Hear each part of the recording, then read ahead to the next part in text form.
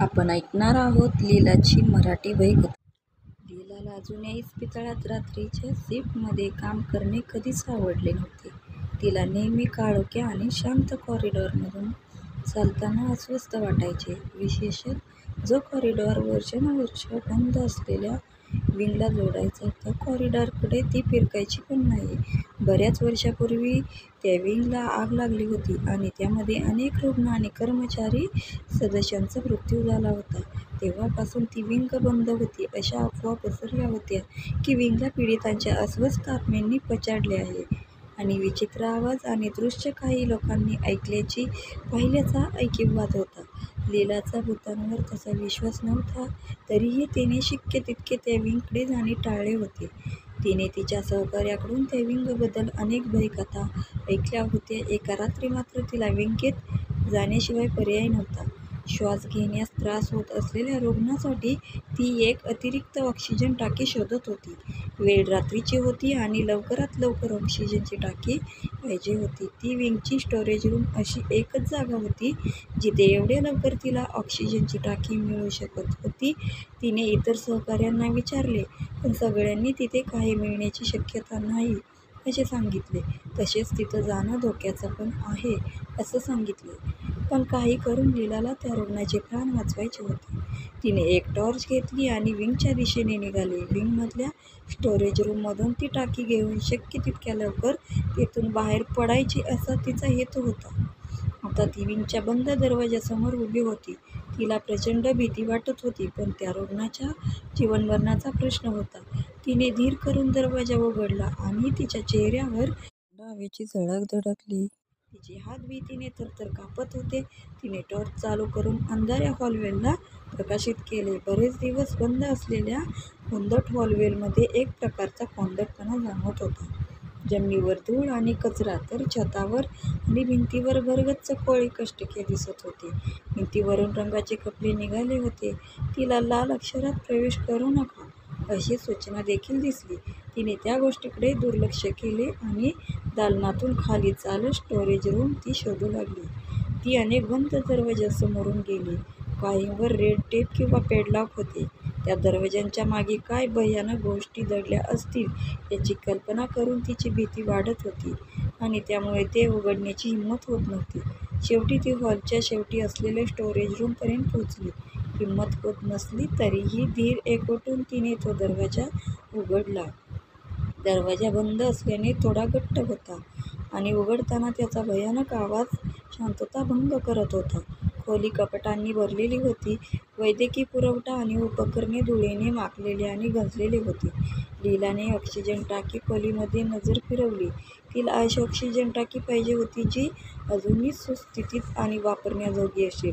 तिला खोलीच्या मागच्या बाजूला एका शेल्फवर एक टाकी दिसली आणि ती त्या दिशेने चालू लागली. जशी ती टाकी जवळ पोहोचली आणि तिने टाकी हातात घेतली, तिला तिच्या मागे मोठा आवाज ऐकू आला.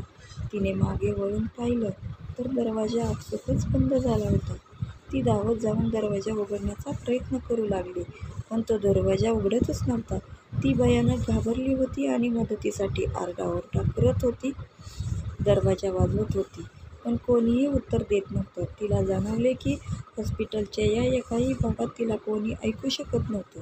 ती अडकली होती. तिला भीती आणि हताशपणा जाणवला. ती प्रचंड भीती आणि हताशपणा जाणवत होता. तिने आजूबाजूला बाहेर पडण्याचा दुसरा मार्ग पाहिला. तिला समोरच्या भिंतीवर एक खिडकी दिसली, पण ती पोहोचण्यासाठी ती खूप उंच होती. तिने हे देखील पाहिले, एका छतावर व्हेंट आहे, परंतु तिच्या डोळ्यातून अश्रू वाहत असल्याचे तिला जाणवले. तिच्या डोळ्यातून अश्रू वाहत असल्याचे तिला जाणवले. ती या संकटातून कधी एकदा बाहेर पडते असे तिला झाले. ती तिथे कायमची अडकली गेली की काय? कोणी तिला कधी शोधून काढू शकेल का असे तिला प्रश्न पडू लागले. तिला तिच्या पाठीमागून कसला तरी आवाज आला आणि ती पाहण्यासाठी मागे वळली. तिला सावलीत काहीतरी हालताना दिसले. काहीतरी गडद आणि विचित्र, काहीतरी मानवी आकृतीसारखे दिसणारे माणूस नाही असे काहीतरी. ते जे काही होते ते तिच्या दिशेने झेपावले. काहीतरी गडद आणि विचित्र, काहीतरी मानवी आकृतीकडे झेपावत होती. पण माणूस नाही असे काही दडदडत होते. ते जे काही होते ते तिच्या दिशेने झेपावले आणि ती खिंचाळली. जशी ती गडद आकृती तिच्याकडे झेपावत होती, लीलाचे हृदय भीतीने धडधडत होते. ती मागे सरकताना विचित्र हालचाल करत होती. तिच्या थरथरत्या हातात टॉर्च स्पष्टपणे दिसत तिला ती आकृती हाताळताना करण्यासाठी ती आकृती वापरू शकेल अशा गोष्टी ती शोधत होती. तिने आजूबाजूला काही स्पष्टपणे दिसत नव्हती. स्वतःचा बचाव हे सगळं करत असताना ती वापरू शकेल अशा गोष्टी ती नजर जवळच तिने आजूबाजूला काही आहे का हे पाहण्याचा पाईपवर पडली. हे सगळं करत असताना जोरावर तिने तो पाईप हातात घट्ट पकडला आणि समोर पडलेले क्षणासाठी समोर पडला. प्रचंड एक राहिलीच्या जोरावर तिने तो पाईप चित्रपणा पकडला. मंद झाल्यावर लीलाचा श्वास कोंडला होता.